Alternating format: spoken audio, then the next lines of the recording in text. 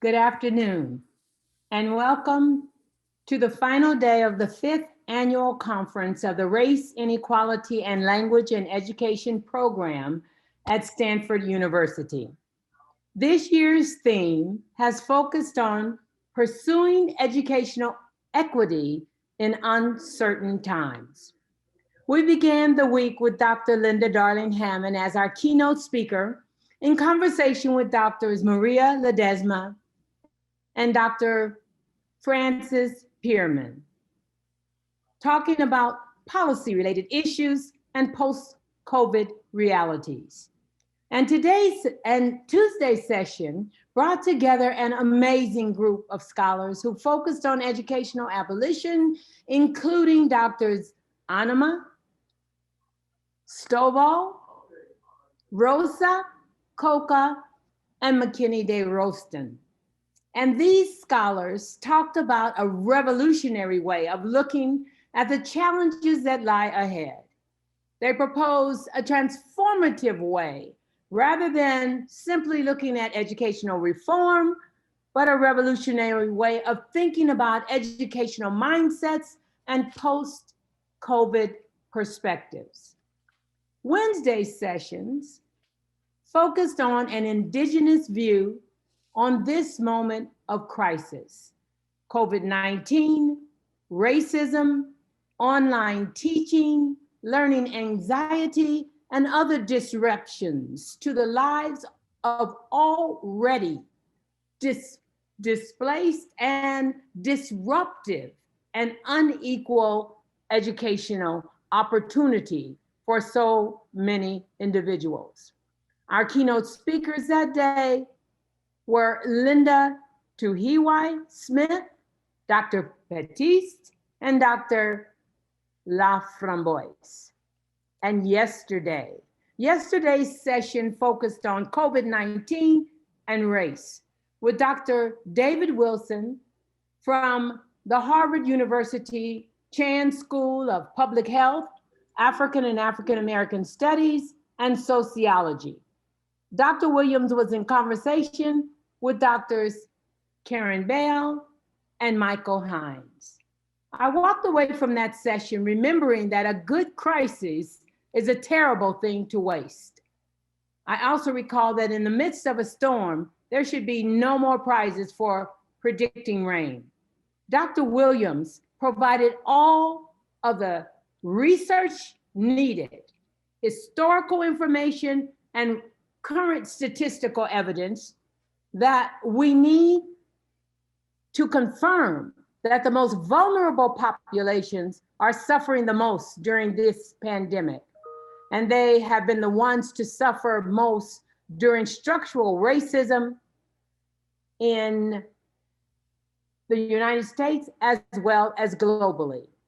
But we're also provided by Dr. Williams and our panel with a long list of things that need to be done. And he called us to action. This is the exemplary research that we need and that we must have. And so now we turn our attention to today's presentation at hand. Today's session will challenge us to think about education's need for a hard recess and where we need to go from here. It is therefore my pleasure to introduce our RILE graduate student host for today's webinar. Danielle Green is a fourth-year PhD candidate in the Race, Inequality, and Language program at Stanford University. She's a former middle school social studies teacher and native of Virginia. Danielle's research centers on African American resistance to Black linguistic, cultural, and physical displacement in schools and their surrounding communities. And I must add that Danielle has been one of the organizing geniuses behind the success of this very conference.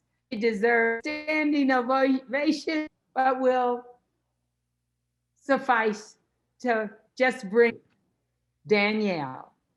Thank you, Danielle, for all that you do. Thank you, Dr. Ball. I really appreciate your introduction. Happy Friday, everyone. I am so especially pleased to introduce our keynote speaker, Professor Gloria Ladson-Billings, as well as Professor Savannah Shange and Ramon Martinez. Dr. Shange is an urban anthropologist who works at the intersections of race, place, sexuality, and the state. An assistant professor of anthropology at the University of Santa Cruz, her research explores abolition, Blackness, and anti-Blackness, queer theory, ethnographic ethics, and social movements. She is the author of the recently released and highly sought after book, Progressive Dystopia, Abolition, Anti-Blackness, and Schooling in San Francisco. Dr. Martinez is an assistant professor here at Stanford University in the Graduate School of Education. His work interrogates the intersections of language, race, and ideology in the public schooling experiences of students of color, with a particular focus on literacy learning among bi and multilingual Chicanx and Latinx children and youth. A teacher educator, he is the author of countless journal articles examining the everyday language and literacy practices of students of color, and questioning the ways that these practices overlap with the forms of language and literacy privileged in academic settings.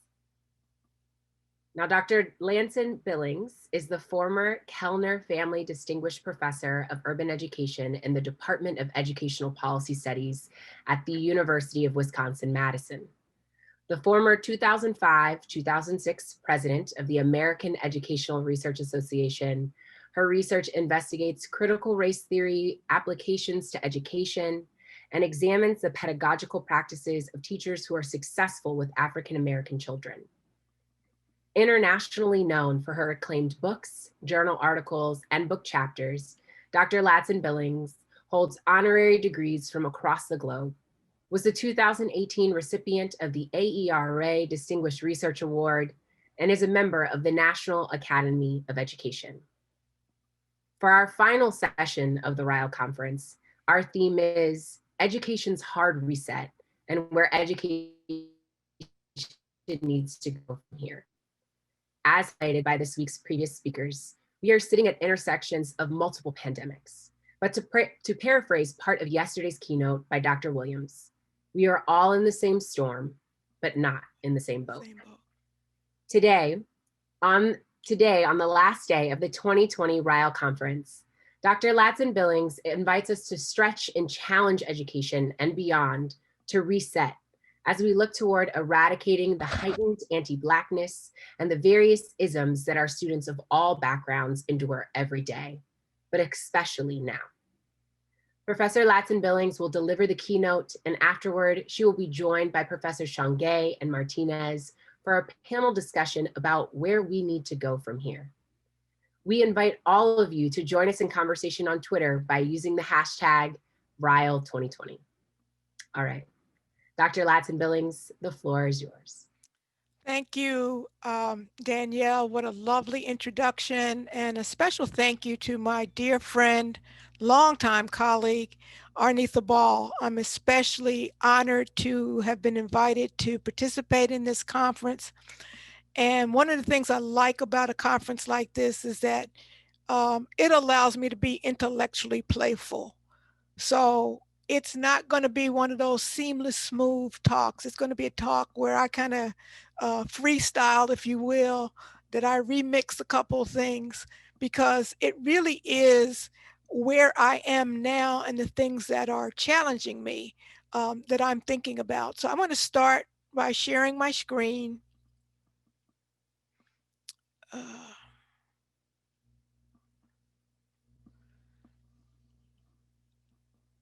And let's see.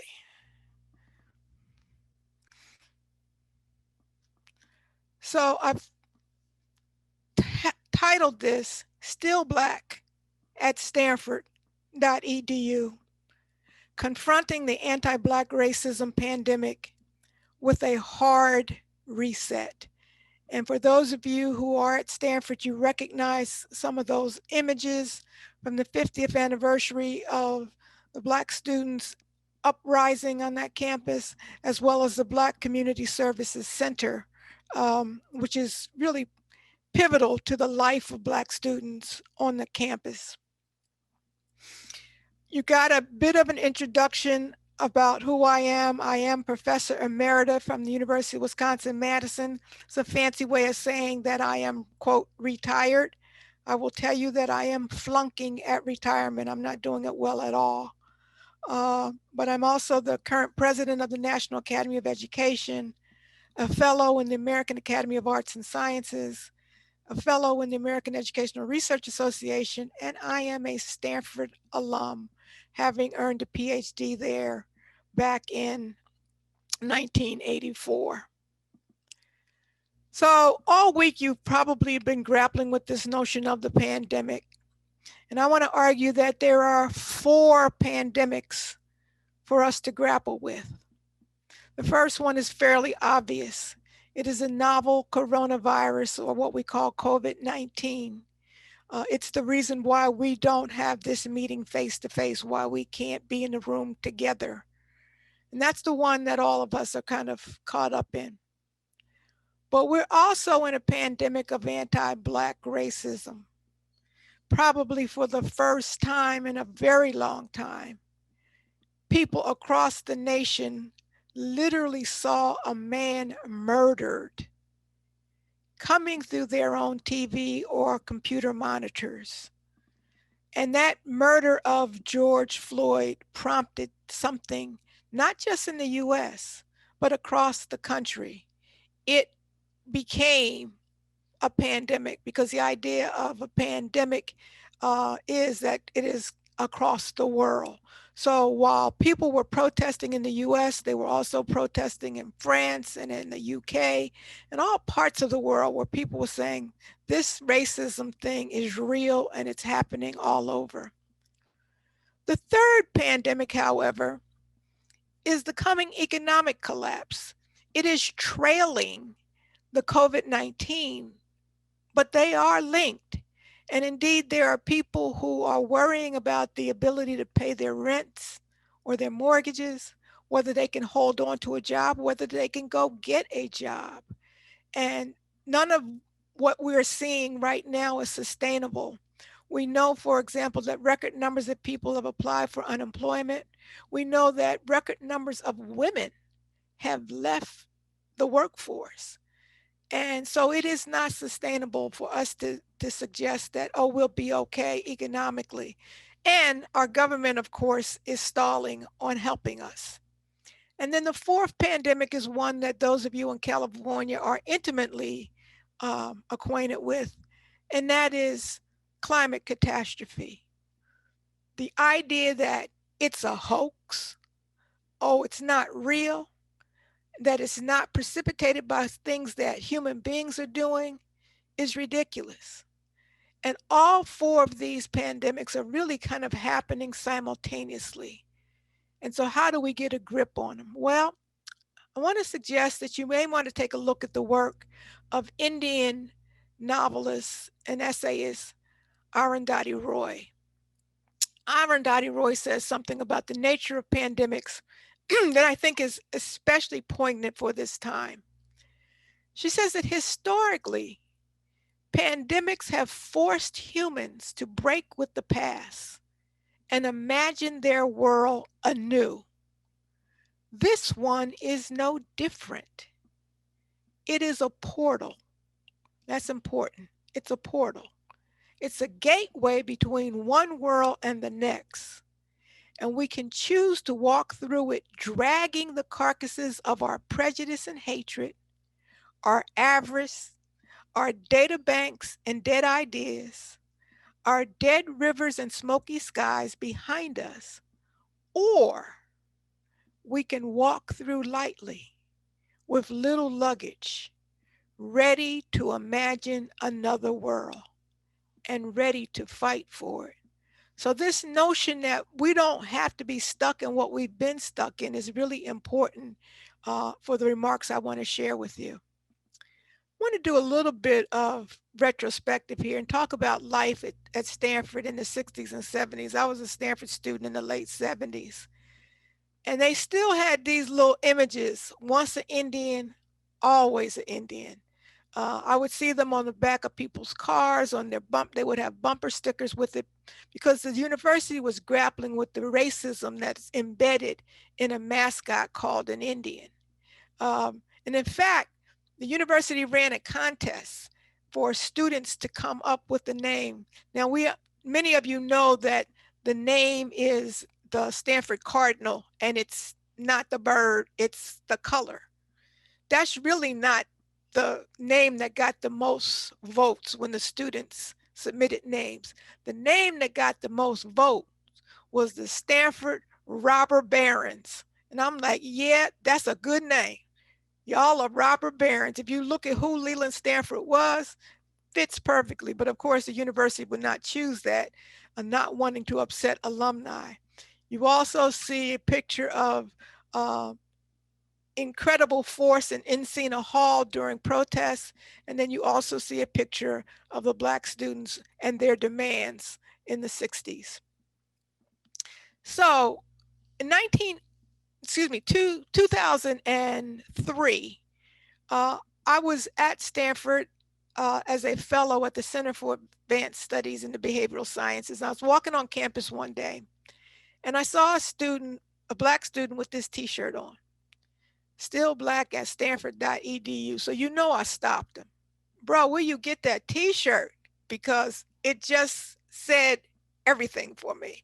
Having been a student there, having seen the way that Black students had kind of turned themselves inside out to fit, I really wanted to get that T-shirt. So he says, "Oh, just go over to the Black House. We're selling them there." On the back of the T-shirt, it had the list of all of the Black organizations. But I just thought that that front statement, and I still have that T-shirt, I should have worn it today, really said a lot about what it is that students struggle with, not just at Stanford, at Wisconsin, at Berkeley, at UT Austin, at Vanderbilt, Harvard, you name it, to stay Black. In fact, that is the existential academy question.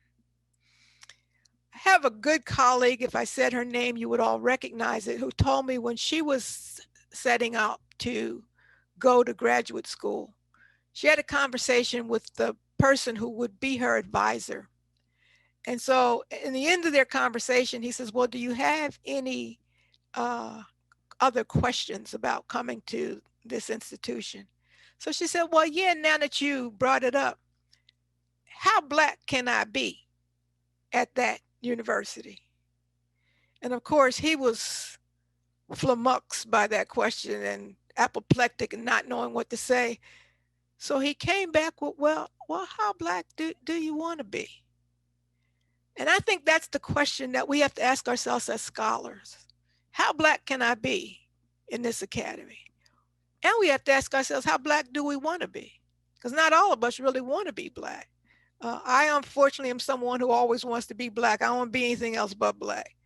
But how Black can I be is the question that we should be asking in any of the spaces that we walk into. I am struck, of course, by the work of Isabel Wilkerson. Her latest book, Caste, The Origins of Our Discontent, talks about sort of being Black as a caste status, because it holds all of the pillars that we ascribe to caste. That there's an argument about divine will and the laws of nature. In other words, it's the way that God made the hierarchy. And so if you're Black, you're in the lowest rung of the human hierarchy. There's a question of heritability. If you're Black, then your children are Black. No matter who you mate with, your children are Black.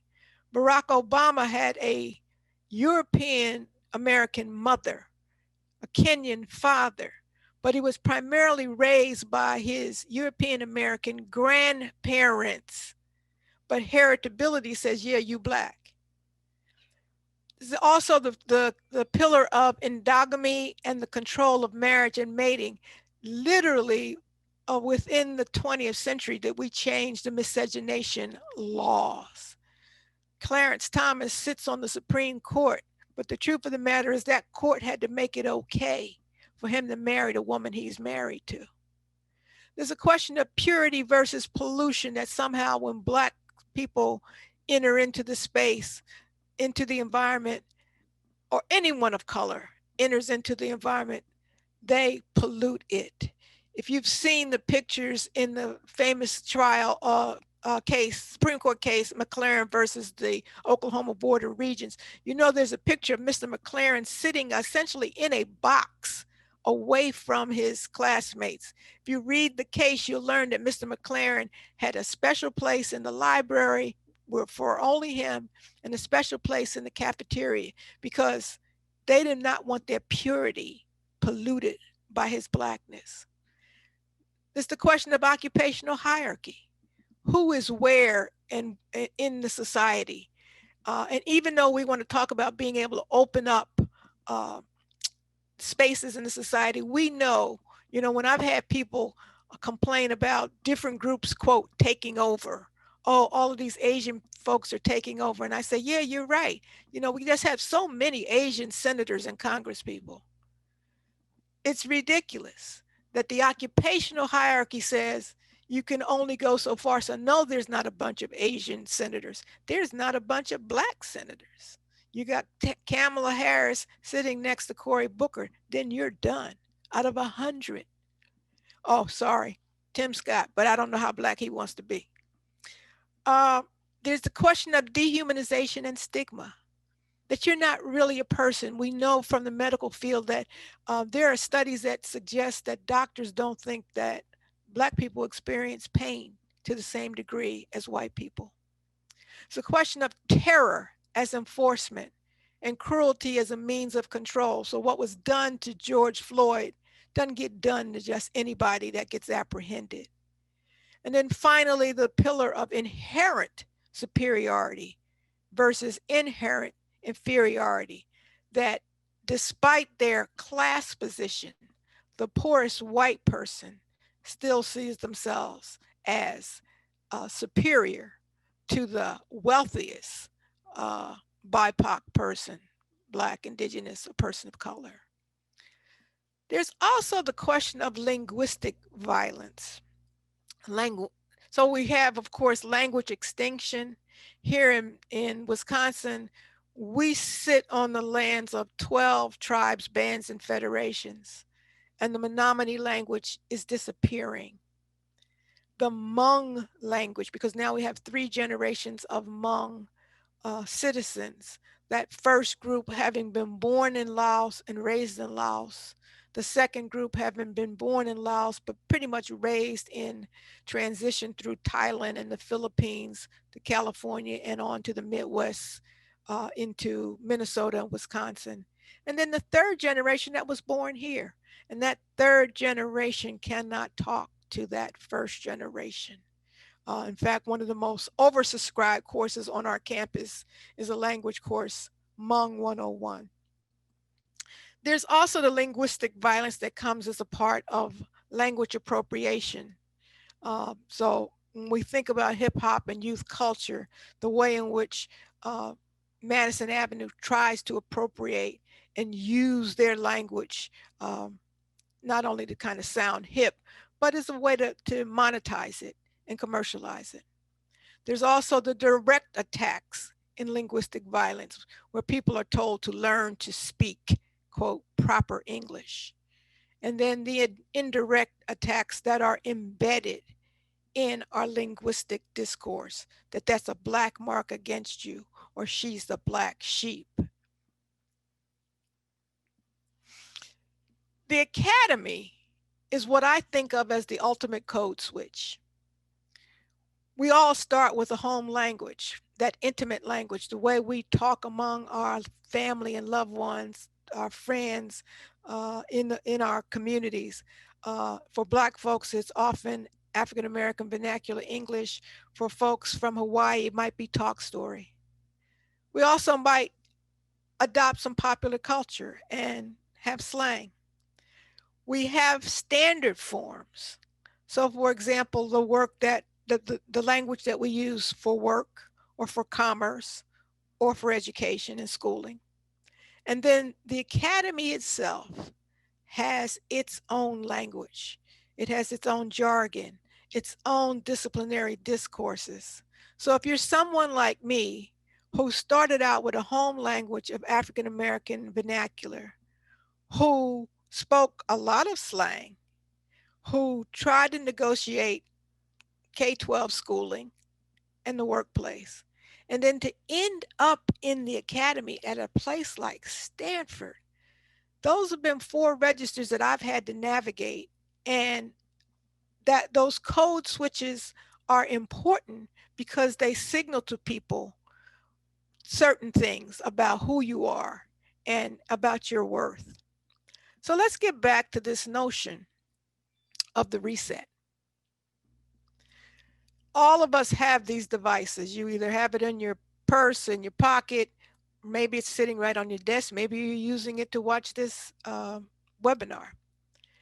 But what happens with these devices is that at some point they don't do what we want them to do. And we try a few things. We might, for example, take out the SIM card, put the SIM card back, still doesn't fix it. Take out the battery, put it back, that doesn't fix it. Turn it off, turn it back on. Go online to a support group, try to figure out what to do, but none of that helps. And so you drag yourself down to the cell phone store, whether it's the Apple store, or the Samsung store, it's Android, whatever it is. And somebody who's about 17 years old wearing a t-shirt will tell you some words you don't want to hear. And that is, I think we need to do a hard reset. What that means is if you have not backed up everything on that device, if you don't have your pictures and your contacts, and maybe even where you are in the Candy Crush game, all backed up, they're going to be gone. And they're going to return your device to you with the looking like it looked when you purchased it. It's a hard reset. It's a whole restart. And I'm using this metaphor of the reset to talk about what I think has to happen in the midst of these pandemics. If we're going to go through that portal that Arundhati Roy spoke to, we're going to have to reset. Now, I didn't come up with this on my own. Nations have had to reset before. So, post-World War II, Japan had to reset. They said, we cannot continue to have an education system that produced what got us in this mess in the first place. So part of their reset was expansion around gender, that where they hadn't thought very much about the education of girls, they said, you know what, we can't have half of our society uneducated. They also reset around how they organized their schools. So they went from elementary and secondary to elementary, middle, and secondary, taking a cue from the US. On the right side of the screen, you see the famed Reggio Emilia preschool. Because again, after World War II, the Italians knew they had to do something different. They said, we cannot raise another nation of fascists. We will all be dead doing this. And so it's interesting that Reggio Emilia really came up with a different way of thinking about how do you educate young children. But do you remember Katrina? See, Katrina was a kind of reset. Now, I will give you a caution here because it's not the kind of reset that I hope we do this time. At the time of Katrina, all of the establishment education people were talking about, oh, we got to get back to normal. Well, can I tell you that normal is problematic? Because if we go back to normal after this pandemic, that means the kids who are most vulnerable go back to being in the low reading group. It means they go back to being disproportionately suspended. It means they go back to being disproportionately expelled. It means they go back to being over-identified for special education, under-identified for gifted and talented, under-identified for advanced placement. That's not, going back to normal is not an option as far as I'm concerned.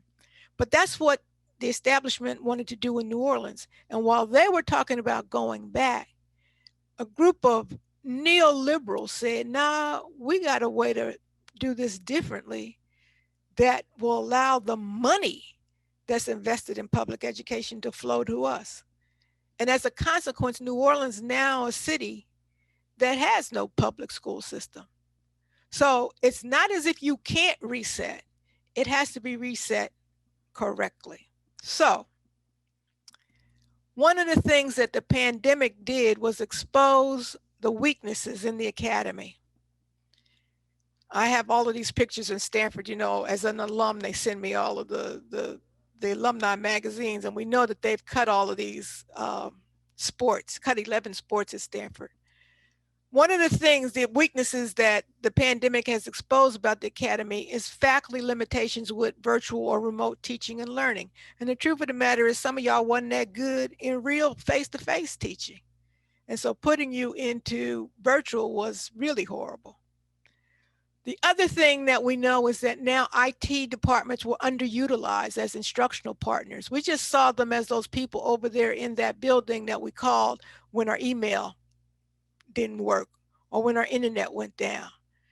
IT departments now have to be at the center of teaching and learning.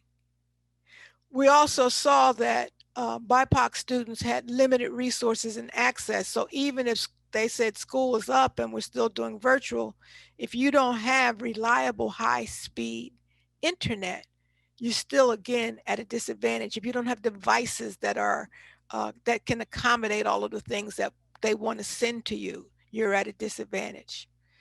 We also see that Black faculty, and I would probably say other faculty of color, are paying what I call a Black tax. What is a Black tax? I might have 10 Black students, but the school might have 50. I will tell you that those 40 that are not my advisees still find their way to my office. And I can't turn them away. I have to be able to meet their needs. And the pandemic, again, is exposing the weaknesses in our advising models because these students don't have anybody to help them. We also realize that we have an unsustainable financial model, that tuition alone will not do it, and that we are struggling. You know, I believe it was Ithaca College has just furloughed 130 faculty members. There are not that many jobs out there right now. We are realizing that this is an expensive proposition, and unless our government steps in to help us, then it will be a very, very difficult period for higher education. And then finally, the academy has an overdependence on athletics, with Black students playing important roles in the revenue enhancing sports. Now I put that in quotes. That's just a fancy way of saying football, men's basketball, and here, Wisconsin, it would be hockey. They pay the bills. They pay for crew, and they pay for cross country.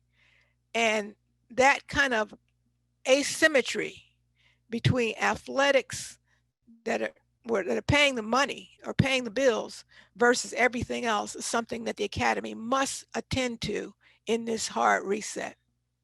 But there are opportunities to reset in the academy. We have to be able to break out of our disciplinary and epistemological silos, begin to look at ways of thinking and studying like environmental studies. Environmental studies is not one thing. It's not just in biology. It's chemistry, it's physics. It may also be sociology. It may be in agriculture or ag economy, or human biology, which is one of Stanford's most popular majors that cuts across a lot of fields, or bioethics. We also have to think about crossing some of the institutional boundaries, the campus and the communities and discourse communities. And I'm gonna come back to that in a minute.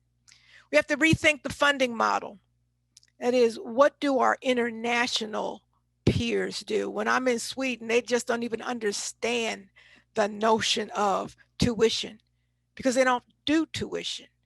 Everybody is entitled to come into the academy if they have been admitted. The university pays for them to be there. You just have to be able to pay for your living expenses. We also have to begin to rethink the reward system. things like faculty service and advising, and what I would call diversity work, because you're always asked to do this work, but you're rarely rewarded for it. I think we have to rethink the place of diversity in the academy. That person who is in charge of diversity in your university, who do they report to?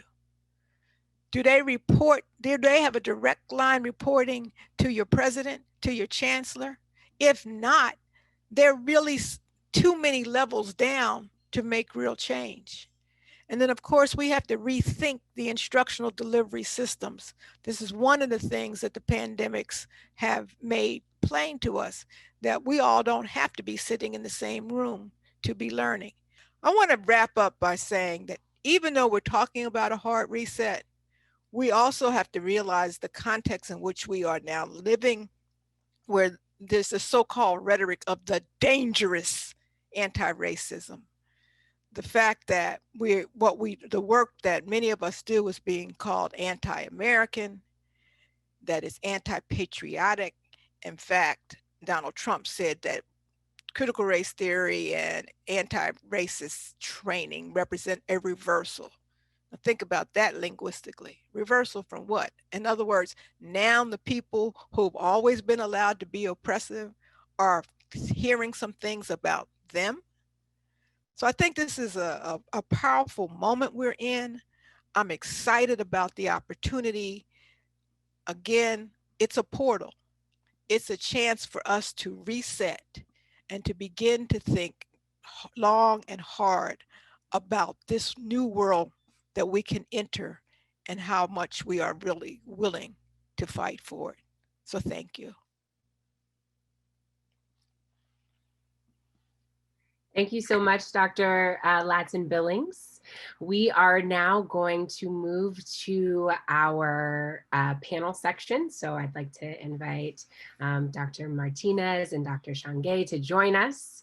I learned quite a lot during your presentation, and so I'm really excited to really invite you all to just have a discussion to kind of further what we just finished learning from Dr. Ladson-Billings. So the question that I'm going to start us off with for our discussion is, and you kind of hit on it already, well, you really did hit on it already, Dr. Ladson-Billings, but what roles do you all see schooling and education institutions, to include higher education institutions, as having in combating anti-Blackness moving forward?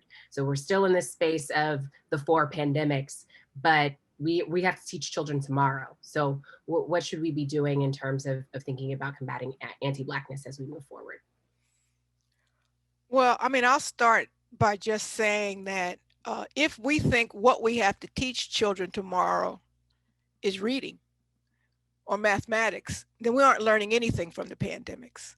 Because the greatest needs that our students are now facing are social, emotional, and mental health. That is number one. I mean, nothing else comes close.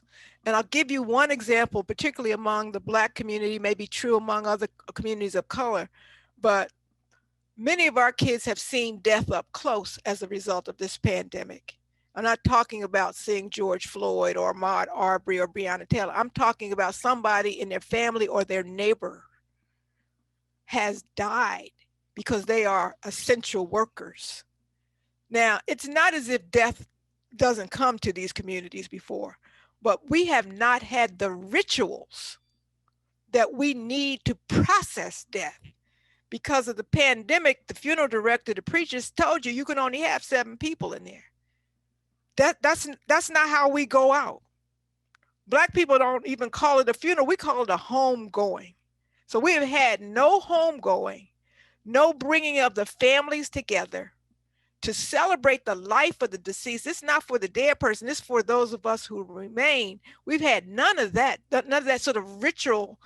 We haven't had, I tease my white colleagues all the time. I said, I love y'all, but I don't like to come to y'all funerals because y'all have like cookies and punch, and I can't grieve over no punch. I need like a piece of chicken or some macaroni and cheese or something substantive. And I'm being facetious, but what I'm saying is that there is a ritual of grieving that every culture has. And we haven't had that. And yet our kids are supposed to walk around with that inside them. That's a mental health challenge that has nothing to do with doing mixed numbers and fractions. So that's my little sort of soapbox about where we have to begin as we reach out to our students.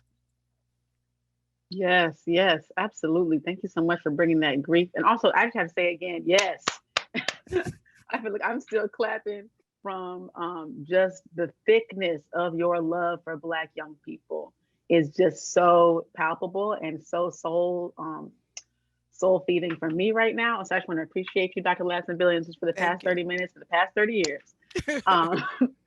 And so, but going on with this, the grief that's happening for Black young people isn't just happening about what happened at school. And so I think this question about what it means for us to combat anti-Blackness, the first part is for us to realize that part of combating anti-Blackness, we might be the person that child is combating, right? Because even that sentence makes us think like, oh, we're on the side of Black people and together we're going to combat anti-Blackness. You might be the combatant that Black families and young people are facing. And I'm not just saying that to white educators. We know a lot about white supremacy. We know how that works. And just like when a Black police officer raises their gun to steal the life of a Black child, right? Because every Black person was once up to somebody's Black child. They don't care if a Black cop killed my baby, right? The point is the anti-Blackness is in the targeting of our communities. And I think it's really important for us to assume that we are complicit, right? And that we need to take that combat here as opposed to assume that we're ready to go on the front lines and be an ally. And I think, the first part, many people may have seen my own video, video profile. This piece about getting police out of schools is a very palpable, powerful first step, and it's happening all across the country. Right here in Oakland, I'm part of the George Floyd resolution to remove police from schools passed a few months ago. I'm on the work group to get police out of Oakland schools, which is a great first step. And next fall, there will not be a single police officer in Oakland public schools, right? All right. And are Black children going to be safe that first day of school just because the police are gone? And I think us in this piece about getting police off of campus, there's two parts. We need to, in this piece of abolishing the police, and that's an explicit ask of the group that created the George Floyd resolution here in Oakland, is the Black Organizing Project. The Black Organizing Project, it doesn't just focus on education, but really about the needs of Black people in Oakland throughout all parts of their life course, elders, youth, disabled folks, queer folks, and they really are looking at abolishing the police in all of its forms, right? But my question is, can we abolish the police in our classrooms? Can we abolish the police in our heads and in our hearts? And that means also looking at the ways that we are policing young people, right? Inside of schools, we know about referrals and suspensions, but when you get off work and you go home, are Black folks safe to have a barbecue on your block, right? We know not to call the police on a second grader. Everybody probably listening to this knows we're not going to do that. When that second grader's grandma comes up to the school hot because of something that happened with her child, are you ready for her to come into the building and have that conversation? Or do you want her to be stopped by a security guard or a support officer, right? And so I'm just thinking about, are there ways for us to make not just our schools, but our blocks and our cities safe for Black people? Because Black children aren't individual units. They need their aunts, they need their uncles, they need their brothers and sisters, right? And so for us as education scholars and educators, I think we need to commit to protecting, defending all Black people. So combating anti-Blackness means dissolving that border around your classroom, around your school. So you're not just protecting your students or the ones on the dean's list or the ones who had so much potential, right? Mike Brown shouldn't have to have his graduation cap on to trigger that desire to defend and protect Black life. And so last thing I'll have to say is I think for many of us, that will put us in opposition to our institutions, right? It will put us in opposition to institutions that are standing, unless you're working in a tribal college or university, standing on stolen land, right? In neighborhoods that are aggressively pushing out Black communities, immigrant communities, folks who are disabled and working on limited incomes, right? And so can we find a few allies in our, wherever we're working, to work to protect all Black lives in that area, really, and seeing our responsibility as to the whole life course, to the whole network that supports every Black child, and not just to their teaching and learning.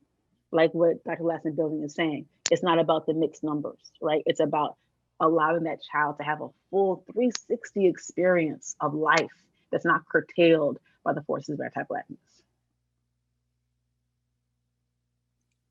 Yeah, thank you so much, Dr. Shange and Dr. Ladson-Billings. I'm really genuinely humbled and honored to be here with both of you, and I sincerely mean that. I think the only reason I got here is because amazing people organizing this conference know that I'm a huge fan of both of you. So this is exciting for me. And Dr. Ladson-Billings, I want to thank you again for your keynote, powerful, provocative keynote. You remind me how Black communities are disproportionately impacted by these intersecting pandemics, how other racialized communities get impacted in disproportionate ways.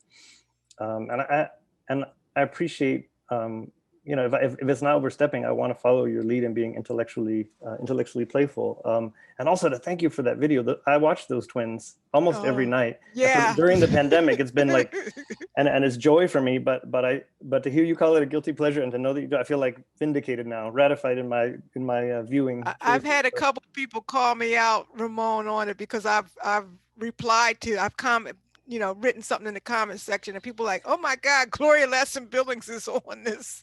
So they're amazing, and we need joy now, right? But I think the intellectually playful tone, I love the hard reset metaphor, right? To me that's so useful and powerful. But what I want to ask is, are we going to be using the same operating system, right? If coloniality is the operating system, the colonial legacy of race and racism, if that's the operating system, are we just going to upgrade that? Is it going to be coloniality 2.0? What's the operating system? I feel like I'm of two minds here, right? Part of me feels I'm ultimately an optimist. Like I have to struggle and perform to be a pessimist, but I feel increasingly cynical and skeptical as I get older. And I hear that in myself and in my thinking, and I fight against it. And I think most people who know me would call me an optimist and hopeful. So part of me feels does feel cynical and skeptical of possibilities, of the capacity of schools as institutions to make any kind of substantive change, right? The capacity of individuals within schools to make change. I feel skeptical of calls for solidarity, Black and Latinx solidarity, for example.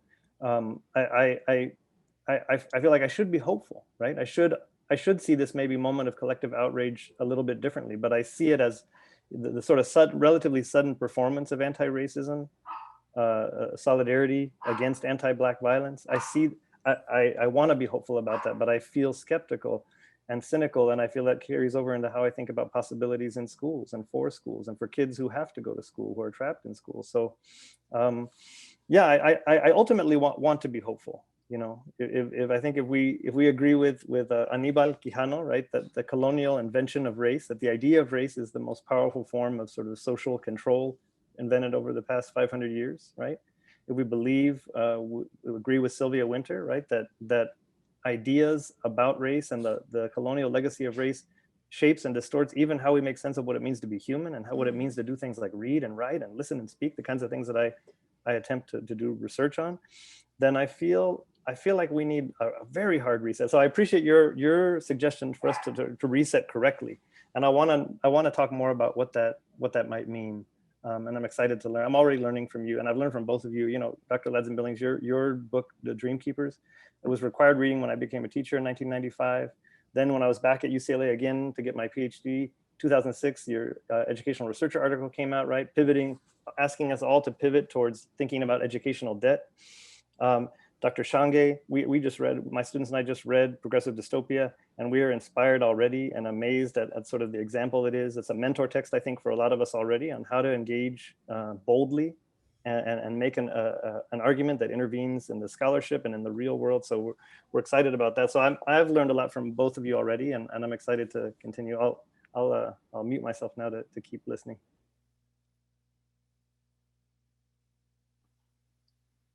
So we are going to give a little extra cushion. So there's room for one more question, and then we're going to transition out. Thank you.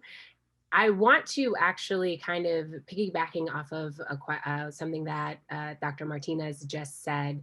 I want to highlight a moment where Dr. Ladson-Billings spoke to language. You spoke to language in your presentation, and Dr. Martinez, I know you are a scholar of language as well. However, Dr. Shange, in chapter 6 of your book, Progressive Dystopia, which we are all reading here at Stanford, you describe a moment where language use is used in service of perpetuating anti-Blackness. And so I'm curious where you each see, like further see language factoring into this hard reset that we need. I appreciate that. And I think was a few things. I'm just going to say, I know we're not going to get to all the questions in the chat. There's a question in the chat about reggaeton and the kind of repurposing of, this question was, there's a little bit in terms of like color, play, the certain commodification of Blackness across certain diasporas. That question is out there, so I just want to lift that up.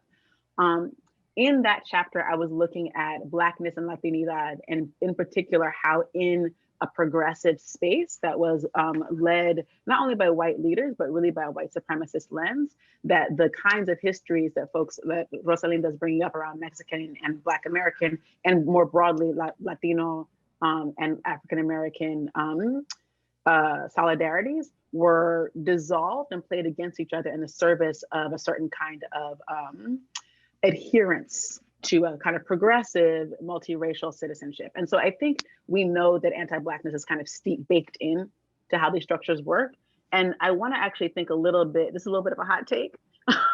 And so as a scholar of anti-racism and of progressivism, I want to think about the ways in which folks who are already anti-racist can fall into and play into these same kinds of patterns. And so for instance, when you think about language, for me, language is really about communicating, right? Ideally, is you use it for communicating, but often it's actually, as opposed to being used as a communication tool, it's used as a symbol and an entry point for policing. So for instance, I've seen Black children pulled out of class, which means stolen from their own learning, right? Pulled out of class, referred and suspended for calling each other the N-word in schools, right?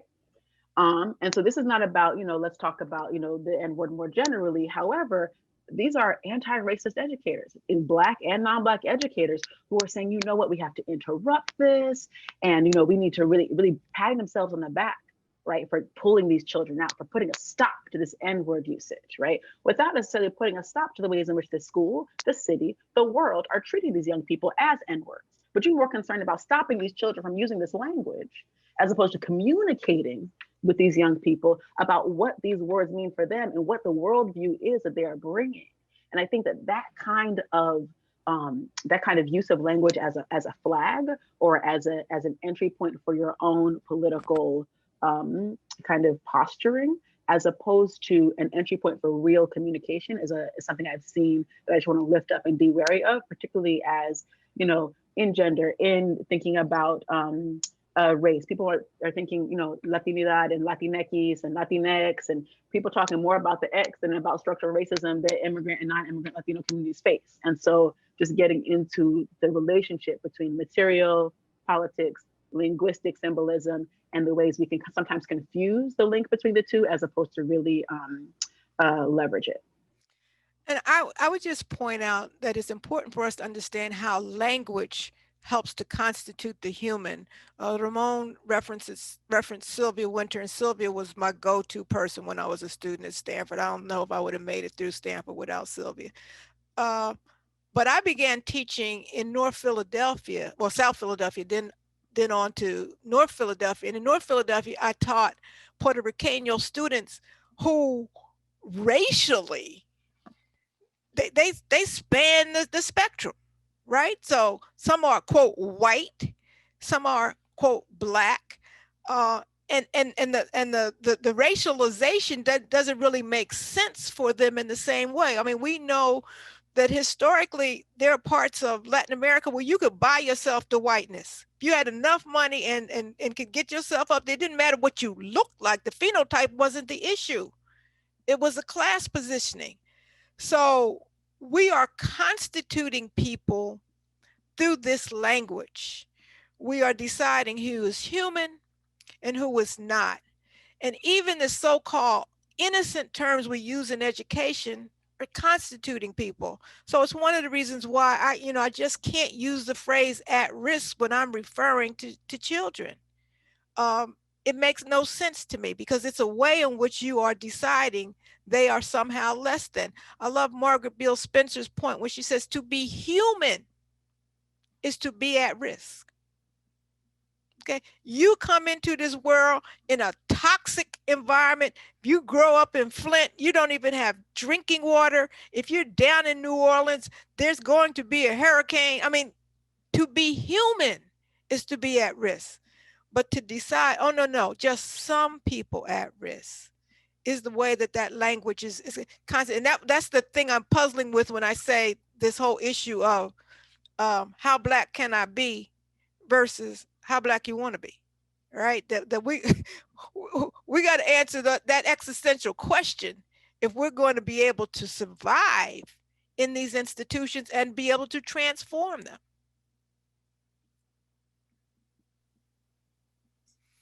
I'll just interject very quickly to say, I know there's not much time, but, and this may not, address directly the question about language, but I'm just trying to sort of build on what both of you have said. I think for me, I'm down here in Los Angeles now. I've been here on sabbatical and sort of got stuck here during the pandemic, trying to work my way back up. And in LA, where I'm from, the popular radio stations, you hear a lot now about Black and brown communities, quote unquote, Black and brown, Black and Latinx solidarities. And Dr. Shange, I know in your work, you've in the book Progressive Dystopia, at least, you know how here on the West Coast, when people talk about Black Latinx solidarity, it's imagined as solidarity across groups, right? Two different groups that are mutually exclusive, right? So the Latinx community is imagined to not be Black. Black folks are imagined, none of them are imagined to be Latinx, right? Unless they from Oakland, because right? that's where the Black Mexicans is, in Oakland. Right. and in Los Angeles, we have that going on as well. I think there is a framing though, like a larger discursive framing of who counts as Latinx, who counts as Black. And my sense of like I said, I want to be hopeful about solidarity, but I think my own work, which focuses on language and literacy mostly among Chicanx, Latinx communities, I think this hard reset that you're talking about, Dr. Ladson-Billings, will require us to reckon with these histories of anti-Blackness. So I think confronting the current contemporary pandemic of racism in this moment means confronting anti-Blackness and histories of anti-Blackness in the Latinx community. So, and as you both know, anti-Blackness in the Latinx community didn't start yesterday, right? It's not something that folks encounter for the first time when they immigrate here to the US, for example, as some folks seem to suggest. The colonial legacy of race and anti-Blackness is foundational to the history of Latin America. So I think confronting this pandemic of racism means connecting the dots historically such that we recognize the colonial legacy of race and racial categories, how they've shaped and distorted what we see and do in our everyday lives, how anti-Blackness is related to anti-indigeneity, and how both of those forms of racial violence continue to shape contemporary anti-Latinx racism. So while I'm ultimately hopeful about and interested in Black Latinx solidarity conversations around those things, I think any moves towards such solidarity need to be grounded in and informed by a real honest reckoning with our histories, right? So I'll just say that. There's a lot to say about language and reggaeton. We'll talk about that later because I'm super interested in that. So I want to go ahead and say thank you to our esteemed panelists. I know it just felt like we were starting to warm up, but unfortunately we have run over time. I just want to say thank you to Dr. Ladson-Billings, Dr. Shange, and Dr. Martinez for that stimulating discussion. Thank you to our attendees for hanging with us. We extended the time because our speakers came to speak, and speak they did. And from the looks of Twitter, I'm not the only one who learned a lot today. So it seems like everyone's having really has extended their knowledge. So thank you for that. I'm looking forward to future conversations, particularly around reggaeton as well. So I'd like to pass it off to Dr. Ball so that she can close our 5th annual RILE conference. Thank you. Thank you so much, Danielle. Thank you, Dr. Gloria Ladson-Billings, Ramon Martinez, and Dr. Shange. Thank you for that knowledge, for that insight, and for challenging us. We need to be challenged in academia. Dr. Ladson-Billings kind of referred to it as we need to be, this gave her opportunity to be playful, but we all need to get out of our own ways of doing things. We need to be actually generative. We need to be intellectually innovative. We need to be thinking outside of the box. With 4 pandemics going on, as Dr. Ladson-Billings has pointed out, we must think outside the box. We need to look to education anew. Thank you for that wording. We need to know that things have to change. We know that the pandemic is affecting certain populations so much more than others. People are suffering. COVID-19 has flashed a spotlight on longstanding inequalities, issues of race, issues of inequality, issues of language discrimination. And at RILE, we are encouraging, and through this conference, we are encouraging scholars to look at these issues. We have to talk about these things and move forward, thinking about what our research needs to be focusing on. RILE's goal is to bring leadership, to bring attention, to bring innovation at a local, national, and international basis. As you can see from this conference, we are focusing on training a new generation of scholars, not only to engage in conversation, but we want you to leave this conference motivated for change. We will not go back to business as usual. We don't want more of the same. Rather, we want to have a reset, as has been said. We want to look at new options. We want to look at education anew. And so we thank you all for all that you've given, all of our speakers this week. Thank you so much to our speakers today. We're looking forward as we continue these conversations, but we're also looking forward to next year's conference as well. We will be next year under the leadership of Dr. Brian Brown, eminent scholar, excellent leader, former associate dean in the Graduate School of Education. He will be leading us forward. And so I encourage you, find someone to talk to about these issues. Find someone to collaborate with in the work that you do. Do not go back to the same old behaviors, the same old research. And so I leave you with this thought. We wish you peace. We wish you passion. We wish you power and perseverance. And so we look forward to seeing you and remaining in conversation with you.